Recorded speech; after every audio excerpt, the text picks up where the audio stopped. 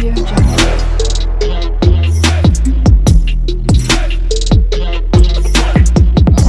আমার কাকারে আরেকটা বাম্বু দিমু।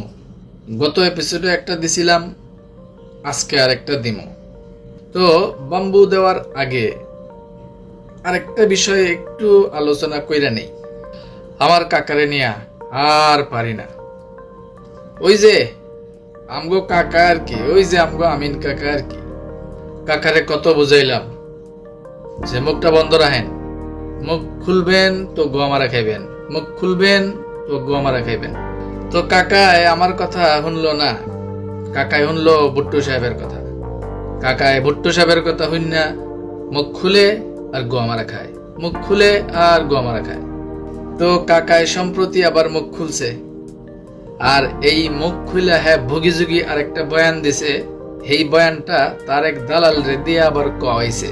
তো কাকার এই ভুগি যুগি বয়ান হইল হেই বিলে আর এমএলএম করতো না, হেই বিলে এখন ডিরেক্ট সেলিং করবো। কারণ একটু হাইসা লই।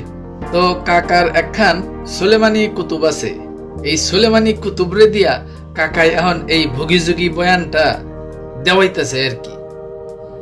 তো আসেন কাকার ওই সুলেমানি কুতুবের বয়ানটা আমরা একটু শুনি। আলহামদুলিল্লাহ, ডেস্টিনি ফ্যামিলির জন্য সুখবর।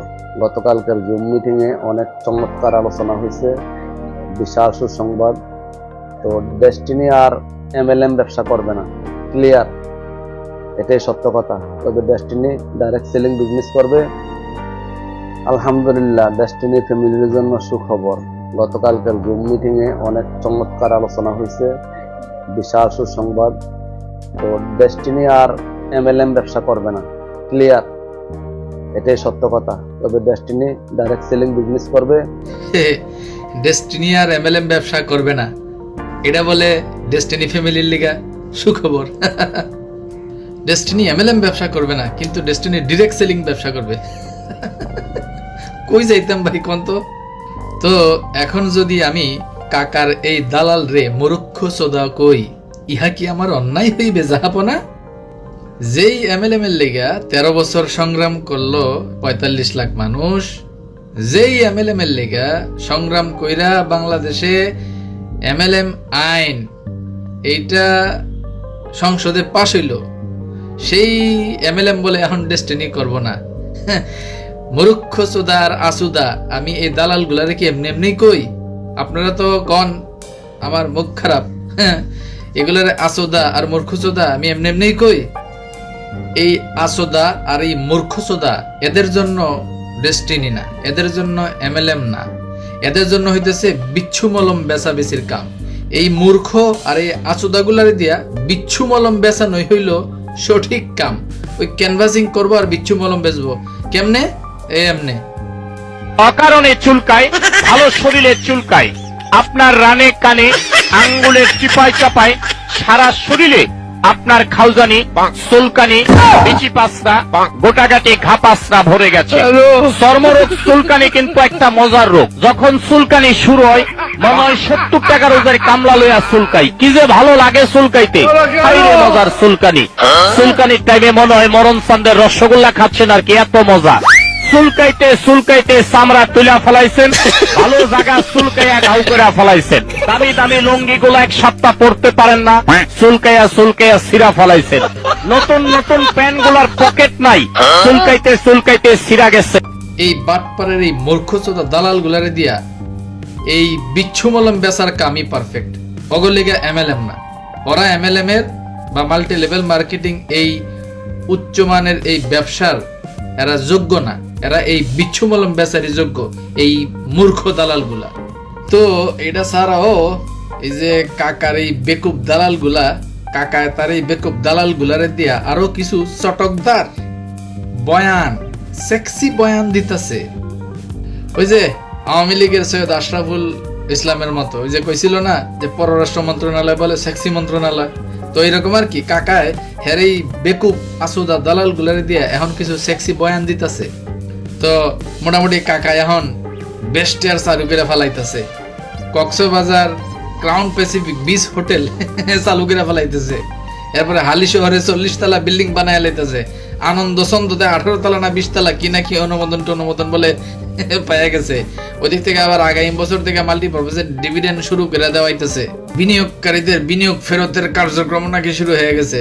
আবার এদিক দিয়ে কাকায় সার্ভারও নাকি ওপেন করে ফেলাইতেছে। তো এই সবই হইতেছে আর কি কাকার ভুগি চুগি সেক্সি বয়ান, মানে সেক্সি কি এগুলা দিয়া তো মানে বিনিয়োগকারী ঘরে এই কথাগুলা দিয়া তো আকৃষ্ট করা যায়। চটকদার বিজ্ঞাপন দিয়া ওই ভুগি চুগি দিয়া কাকা এই যে প্যাকেজ মুকেজ বেচার দিন যে শেষ, কাকার তো এই খবর নাই। হ্যাঁ ভাবছে এটা ওই 2012 সালে যে ভুগি চুগি চটকদার বিজ্ঞাপন দিব আর মানুষে টাকা দিব। কাকা এখন এটা মনে করছে আর কি, ওই যে আবার ওই যে মাল্টিপারপাসে কি জানো একটি খামার, আবার ওই যে আমগো শহীদুল ইসলাম খোকন ভাই গাইবান্দার, হ্যাঁ আবার এটা মজা করে দিছে একটি খামার, অর্ধেক তোমার অর্ধেক আমার। যাই হোক আপনারা দেখছেন নিশ্চয়ই। তো কাকার এই চটকদার সেক্সি বয়ান হইনা হের দালাল গুলা তো উত্তেজিত হইয়া লঙ্গি খুইলা নাচতেছেই, পাশাপাশি আমগো কিছু শুভাকাঙ্ক্ষী যারা আমগো ভাই বেড়াদার জিগরি ভাই বেড়াদার হেরাও দেখলাম কনফিউজড হয়ে গেছে। মানে হেরা ভাবতেছে যে কাকা আবার সবকিছু কি আবার নিয়ন্ত্রণে নিয়ে আলায় যদি।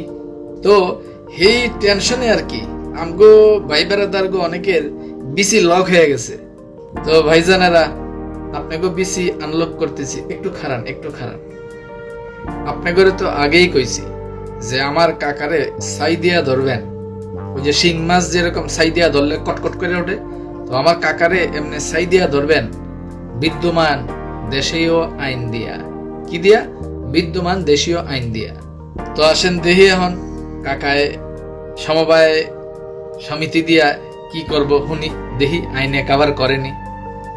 এই যে কাকায় যে কইতাছে বেস্টেয়ার করব, আনন্দ ছন্দ বিল্ডিং বানাইবো, চট্টগ্রামের হালি শহরে বিল্ডিং বানাইবো, ক্রাউন প্যাসিফিক চালু করে দিব, এই যে এত কিছু যে কইতাছে এগুলার আইনি ভিত্তি কি?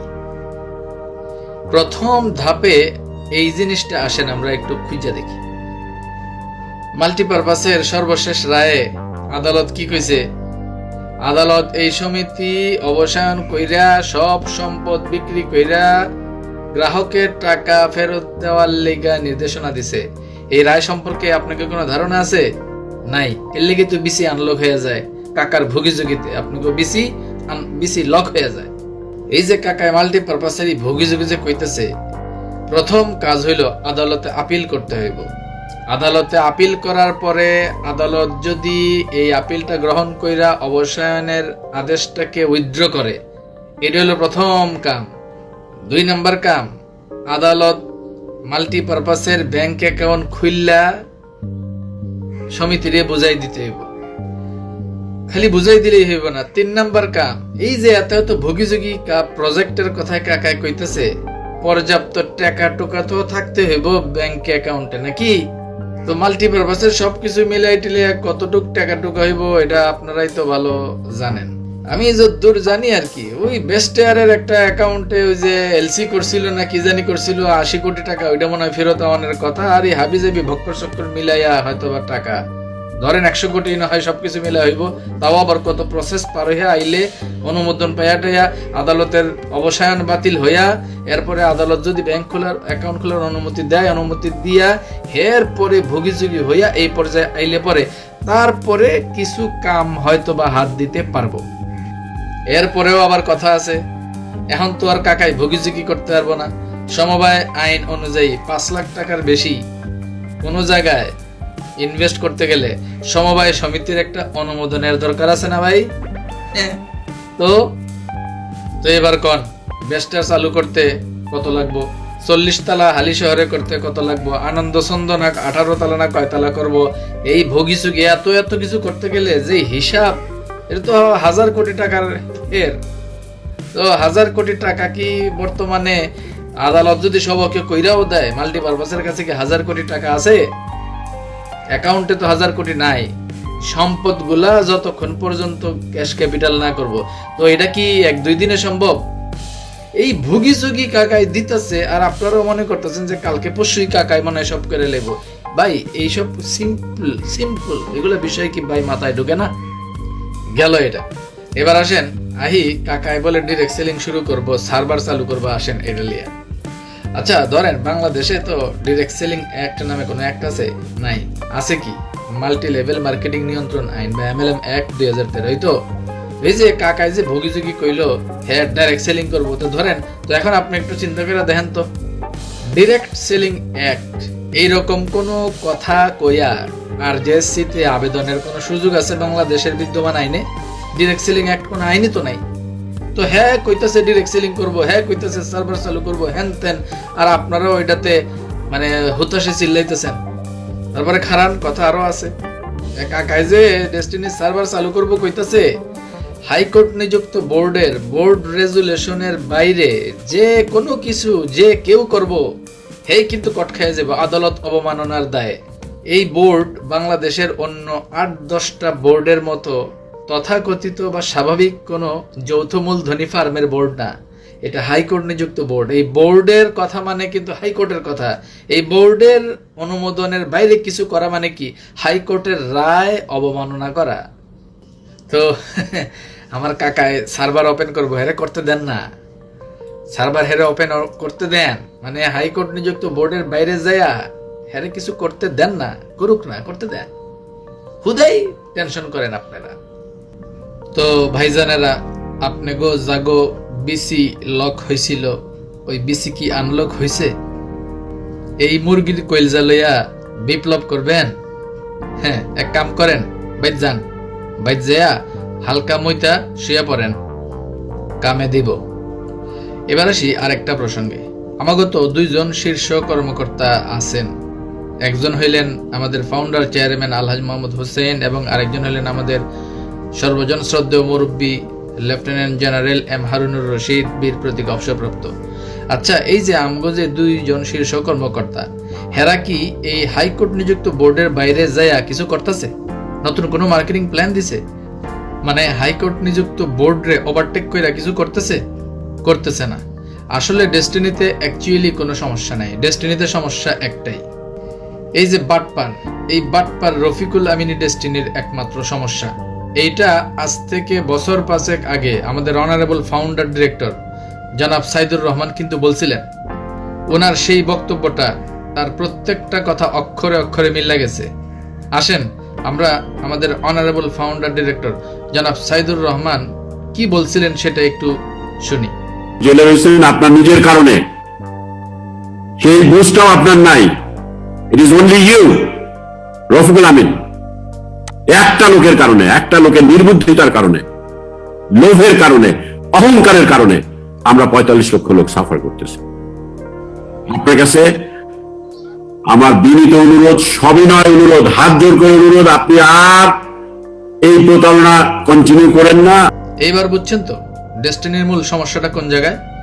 ওই ঘুরাফিরা কিন্তু ওই বাটপার, ওই এক জায়গাতেই কিন্তু মূল সমস্যা। এই বাটপার এখন এই হাইকোর্ট নিযুক্ত বোর্ডের বাইরে যায়া সে প্যারালালি আর একটা অ্যাডমিনিস্ট্রেশনাল সেটআপ তৈরি কইরা একটা ফাইজলামি, একটা অপচেষ্টা চালাইতেছে। ওর যদি নিয়ত ভালোই থাকতো, ওই যদি ডেস্টিনির ভালোই চাইতো, তাহলে কি করতো? কইতো হাইকোর্ট নিযুক্ত বোর্ড আছে, এই বোর্ড কাজ করতেছে, কাজ করুক, আপনাদের কোনো সহযোগিতা লাগলে বললেন, আমি এটা করব, একটু কইতো। হ্যাঁ, এখন বালপাক নামি করে এই যে সার্ভার চালু করব, এই করব, সেই করব, প্রোফাইল আপডেট, হ্যান তেন, মানে একটা অ্যাডমিনিস্ট্রেশনাল সেটআপ হাইকোর্ট নিযুক্ত বোর্ডের থাকা সত্ত্বেও সেইটারও ওভারটেক করে আবার ওই প্যারালালি আবার আরেক অ্যাডমিনিস্ট্রেশনাল সেটআপ চালানোর অপচেষ্টা চালাইতেছে। এই কথাটাই জনাব সাইদুর রহমান সহ, জনাব মেজবাউদ্দিন স্বপন সহ, জনাব লায়ন মোহাম্মদ গফরানুল হক সহ সবাই কিন্তু এই এক কথাই কিন্তু এতদিন ধরে বলছেন এবং সেটা এখন প্রমাণিত। 2012 সালের আগে এই বাটপার এই কাজগুলাই করছে। রাষ্ট্রীয় কোনো বিধি বিধান, আইন কানুন কোনো কিছুর তোয়াক্কা না করে যা খুশি তাই করছে। তার কারণে আজকে 2012 সালের এই ক্রাইসিস ডেস্টিনির এই অবস্থা। হয় সার্ভার চালু করবো না, প্যারালালি এই ডেস্টিনির এই বর্তমান হাইকোর্ট নিযুক্ত বোর্ডে ওভারটেক করে ইয়া করবো, প্যারালালি ইয়া করবো, এরা করতে দেন, তুই কর। হাইকোর্ট নিযুক্ত বোর্ডের অনুমোদন ব্যতীত, হাইকোর্ট নিযুক্ত বোর্ডের বোর্ড রেজুলেশনের বাইরে যে কোনো কিছু করলেই, যেই করুক, সেটা হবে আদালত অবমাননা। আর আদালত অবমাননা করলেই ওই 1860 সালের পেনাল কোড অনুযায়ী একদম পুরো আদালতের অবমাননার এই দায়ে একদম বাটপারের বাম্বু ছুটাই দেওয়া হবে একেবারে। আমি হাইকোর্ট নিযুক্ত বোর্ডের দায়িত্বশীলদের প্রতি, বিশেষ করে আমাদের honourable high court appointed board chairman জনাব প্রশান্ত ভূষণ বড়ুয়া, আপনার প্রতি বিনয়ের সাথে বলতে চাই, এই বাটপার যদি আদালত অবমাননাজনিত এই হাইকোর্টের অনুমোদনের বাইরে উল্টাপাল্টা কিছু কইরা আদালত অবমাননা করে, আপনি অবশ্যই এই ব্যাপারে আইনগত ব্যবস্থা নেবেন। বিনিয়োগকারী হিসেবে এটা আমাদের দাবি। তো এবার আসি আমগো কাকার বাম্বু প্রসঙ্গে। গত সপ্তাহে কাকারে তো মোটামুটি একটা বাম্বু দিছিলাম, আজকে আরেকটা দিমু। গত সপ্তাহে দিছিলাম হাদিস ভাইয়ের বাম্বু, আজকে দিমু মনির ভাইয়ের বাম্বু। কাকা রেডি হন। আদালতের রায়কে টুপি পরাইয়া দুদকের সাথে প্রতারণা কইরা আদালতের রায় ব্যবহার কইরা এই বাটপারে যে গাছ বিক্রি করে মানুষের কাছ থেকে টাকা তুলছিল 2016 সালের রায়ের পরে, এর একটা প্রমাণ গত এপিসোডে দিছিলাম, আজকে আরেকটা দিব। আজকের ভুক্তভোগী আমাদের মিরপুরের মনিরুল ইসলাম মনির ভাই। চলেন ওনার বক্তব্যটা শুনি। 2016 সালে ডেস্টিনি ট্যুরিজম লিমিটেডের সাবেক এমডি মোহাম্মদ রফিকুল আমিন গাছের প্যাকেজ নির্ধারণ করেন প্রতি প্যাকেজ 25,000 টাকা করে। সেক্ষেত্রে আমি তার জামিনের উদ্দেশ্যে দুইটি প্যাকেজ 50,000 টাকা, দুইটি প্যাকেজ আমি ক্রয় করি। কিন্তু তার জামিনের উদ্দেশ্যে যে টাকা আমরা প্রদান করি সেই টাকা আদৌ জমা হয়েছে কিনা আমি তা জানি না। মনির ভাইয়ের এই বক্তব্যটা আবার শোনেন। 2016 সালে ডেস্টিনি ট্যুরিজম লিমিটেডের সাবেক এমডি মোহাম্মদ রফিকুল আমিন গাছের প্যাকেজ নির্ধারণ করেন প্রতি প্যাকেজ 25,000 টাকা করে। সেক্ষেত্রে আমি তার জামিনের উদ্দেশ্যে দুইটি প্যাকেজ 50,000 টাকা, দুইটি প্যাকেজ আমি ক্রয় করি। কিন্তু তার জামিনের উদ্দেশ্যে যে টাকা আমরা প্রদান করি সেই টাকা আদৌ জমা হয়েছে কিনা আমি তা জানি না। এবার বুঝতে পারছেন তো, 2016 সালে আদালতের রায়ের পরে গাছ বিক্রি এবং টাকা কালেকশনের এই ঘটনাটা যে আসলে সত্যি, এবং বাটপার যে আসলেই গাছ বিক্রির ইস্যু দিয়া মানুষের কাছ থেকে টাকা তুলছিল কিন্তু দুদকে যে জমা দেয় নাই, এটা যে সত্যি, এটা এখন বুঝতে পারছেন তো। তো কাকা, হ্যাঁ দেখতেছেন তো, সিরিয়াল বাই সিরিয়াল কিন্তু আইতাছে, আইবো আর আইবো।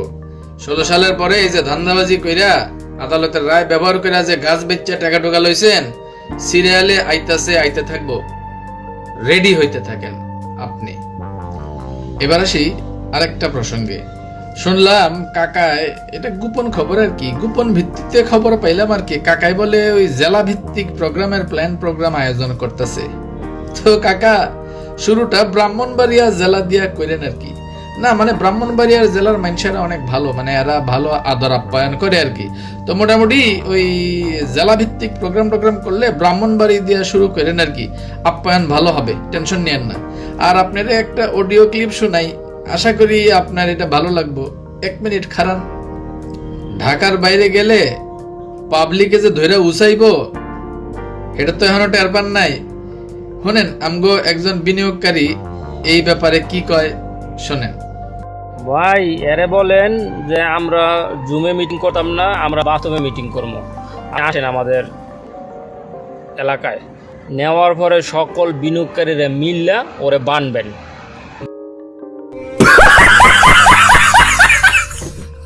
বাইন দেয়া পরে সব বিনিয়োগের টাকা ফেরত লাইকে তারপর ওরে ছাড়বেন। ওই কি নাটক শুরু করে দিচ্ছে। 45 লক্ষ মানুষ 12টা বছর ওর দ্বারা অপেক্ষা করছে। আমরা নামাজ পড়ে রোজা রেখে তার জন্য দোয়া করছি। আর বারোই এখন নাটক শুরু করে দিছে, হ্যাঁ কত দালাল চক্র লইয়া। এরা বানবেন, এরা বান্ধার পরে টিয়া লাইকে তারপরে ছাড়বেন।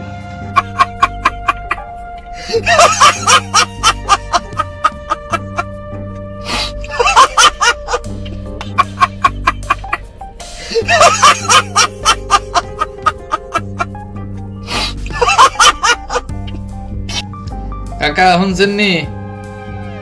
বাইন্দা থুইয়া পাবলিকে দেখা মাত্রই বাইন্দা থুইয়া এরপরে বাইরে পাশার চামড়া তুলবো, সেই দিন আইতাছে। ভালো হইয়া যান, ভালো হইতে পয়সা লাগে না। এই আপনি 2G যুগে ভিতরে ঢুকছিলেন, এরপরে 3G 4G 5G পারে এখন AI এর যুগ চলতেছে। আমরা ঘাওড়া জেনারেশন কি জিনিস এখনো চিনেন নাই, কিন্তু একদম জিন্দেগি তামা তামা করে দিব। কিন্তু ধন্যবাদ পর্ব দিয়ে শেষ করে দিব। ধন্যবাদ আমাদের অনারেবল ফাউন্ডার চেয়ারম্যান জনাব আলহাজ মোহাম্মদ হোসেন এবং আমাদের সর্বজন শ্রদ্ধেয় মুরব্বী জনাব lieutenant general M Harunur Rashid, Bir Protik অবসরপ্রাপ্ত। আপনাদের দুইজনকে ধন্যবাদ দিয়ে ধন্যবাদ পর্ব শুরু করতে চাই। বিকজ অফ ডেস্টিনির আজকের এই অবস্থানের মূল সূচনাটা ছিল তলবি সভা, এবং এই তলবি সভার মূল ভূমিকা যারা রেখেছিলেন আপনারা দুজন হচ্ছেন অন্যতম। এর বাইরে ধন্যবাদ জানাচ্ছি আমাদের অল ফাউন্ডার ডিরেক্টর যারা আছেন, বিশেষ করে প্রবাসে যে সকল ফাউন্ডার ডিরেক্টর আছেন, অনারেবল ফাউন্ডার ডিরেক্টর জনাব লায়ন মোহাম্মদ গোফরানুল হক, জনাব সাইদুর রহমান এবং জনাব মেজবাউদ্দিন স্বপন। আপনাদের তিনজনের প্রতি অশেষ কৃতজ্ঞতা। আপনারা 2020 সালের পর থেকে যেভাবে শ্রম, সময়, মেধা, অর্থ দিয়ে তলবি সভা পরবর্তী আজকের এই ডেস্টিনিকে এতদূর নিয়ে এসেছেন, এই জন্য আপনাদের প্রতি অশেষ কৃতজ্ঞতা। বিশেষত আমাদের অনারেবল ফাউন্ডার ডিরেক্টর জনাব লায়ন মোহাম্মদ গোফরানুল হক, আপনার প্রতি বিশেষ কৃতজ্ঞতা প্রকাশ করছি। আপনি সার্বিক কার্যক্রমকে একটা লিডিং রোল প্লে করার মাধ্যমে আজকে এই পর্যায়ে নিয়ে আসার ক্ষেত্রে একটা গুরুত্বপূর্ণ ভূমিকা রেখেছেন। আপনার প্রতি অশেষ কৃতজ্ঞতা। ধন্যবাদ এবং কৃতজ্ঞতা জানাচ্ছি হাইকোর্ট অ্যাপয়েন্টেড বোর্ডের অনারেবল চেয়ারম্যান জনাব প্রশান্ত ভূষণ বড়ুয়া আপনার প্রতি, এবং আপনাকে আমরা আশ্বস্ত করতে চাই আপনি নিঃসংকোচে নির্দ্বিধায় ডেস্টিনির সার্বিক কার্যক্রমকে এগিয়ে যাওয়ার জন্য যা যা করা দরকার আপনি করেন। সিংহভাগ বিনিয়োগকারী আপনার সাথে আছে, হাতে গোনা 2-4টা দালালের বাচ্চা ছাড়া, ওইগুলারে আমরা সামলাই নিতেছি। আপনারা টেনশন নিয়েন না, আপনি আপনার হাতের কাজ চালাই যান এবং ডেস্টিনির কার্যক্রম চালুর ক্ষেত্রে আপনি নির্দ্বিধায় নিঃসংকোচে ডেস্টিনির কার্যক্রমের জন্য ইতিবাচক সিদ্ধান্ত নিয়ে আপনি আগাই যান। আর এর বাইরে আমাদের অনারেবল কমরেড জনাব আশরাফুল আমিন, আপনার প্রতি লাল সালাম। বিকজ অফ গত 6 থেকে 8 মাসে আপনি ডেস্টিনিরে যেই পর্যায়ে নিয়ে আসার ক্ষেত্রে যেই ভূমিকাগুলো রাখছেন সেগুলো নিঃসন্দেহে প্রশংসার দাবি রাখে, এবং আমরা আশা করছি খুব অচিরেই আরও বেশ কিছু গুরুত্বপূর্ণ ভূমিকা রাখার মাধ্যমে চূড়ান্ত বিজয়ের স্বাদ আমরা অর্জন করব। কমরেড, আপনাকে আবারও লাল সালাম। পিএইচডি ফোরাম, এক্সিকিউটিভ ফোরাম এর দায়িত্বশীল সকলের প্রতি অশেষ ধন্যবাদ। আপনারা দিন রাত পরিশ্রম করছেন, রাত বিরাতে প্রচুর পরিমাণে কাজ করে যাচ্ছেন আমরা জানি। বিশেষ করে আমাদের পিএইচডি ফোরামের সভাপতি আমিন ভাই, এর বাইরে আমাদের আরও দায়িত্বশীল যারা আছেন ওয়াসিম ভাই, সাইদ ভাই, হিরো ভাই, আসাদ ভাই এবং এমদাদ ভাই সহ আরও যারা যারা কাজ করছেন, আপনাদের প্রতিও অশেষ অশেষ কৃতজ্ঞতা প্রকাশ করছি। এর বাইরে আরও যারা সামনে থেকে বা পেছনে থেকে যারা বিভিন্নভাবে ডেস্টিনির কার্যক্রমকে ইতিবাচকভাবে নিয়ে যাওয়ার ক্ষেত্রে ভূমিকা রাখছেন, আপনাদের প্রতিও অশেষ কৃতজ্ঞতা। আর বিনিয়োগকারী ভাইদের উদ্দেশ্যে বলবো, ভাই হুদাই টেনশনে বিসি লক করেন না, হাতের কাজটা করেন। আপনার যেই কাজটা সেই কাজটা করেন। আলিস সেন্টারের দায়িত্বশীলরা তাদের কাজ ঠিকই করতেছে, আপনার হাতের কাজটা আপনি করেন। আপনার কাজ হলো এই অন্যায়ের প্রতিবাদ করা, আপনার কাজ হলো নিজে সচেতন হওয়া, আপনার কাজ হলো অন্যরে সচেতন করা, আপনার কাজ হলো সোশ্যাল মিডিয়ায় অ্যাক্টিভিজম বাড়াইয়া দেওয়া। আসেন ডেস্টিনিতে এই হক এবং ইনসাফ প্রতিষ্ঠার এই সংগ্রামে আমরা সোশ্যাল মিডিয়ায় আমাদের অ্যাক্টিভিজম আরো বাড়াই। আমরা এই অন্যায়ের, এই বাটপারের অন্যায়ের বিরুদ্ধে আমরা আমাদের প্রতিবাদ জারি রাখি এবং ডেস্টিনিতে হক এবং ইনসাফ প্রতিষ্ঠার ক্ষেত্রে ঐক্যবদ্ধভাবে আমাদের সংগ্রাম জারি রাখি। ডেস্টিনিতে আমাদের এই হক এবং ইনসাফ প্রতিষ্ঠার সংগ্রাম চলতেছিল, চলতেছে এবং চলবেই। আমাদের এই ডেস্টিনিতে এখন হক প্রতিষ্ঠা হবে, আমাদের এই ডেস্টিনিতে এখন ইনসাফ প্রতিষ্ঠা হবে। ডেস্টিনিতে এখন 45 লক্ষ মাজলুমের বিজয় হবে এবং জালিমের চূড়ান্ত পতন হবে। আর আমাদের এই হক এবং ইনসাফ প্রতিষ্ঠার ক্ষেত্রে ডেস্টিনির এই সংগ্রাম চলতেছিল, চলতেছে এবং চলবে, কারণ ডেস্টিনি কারো বাপের না।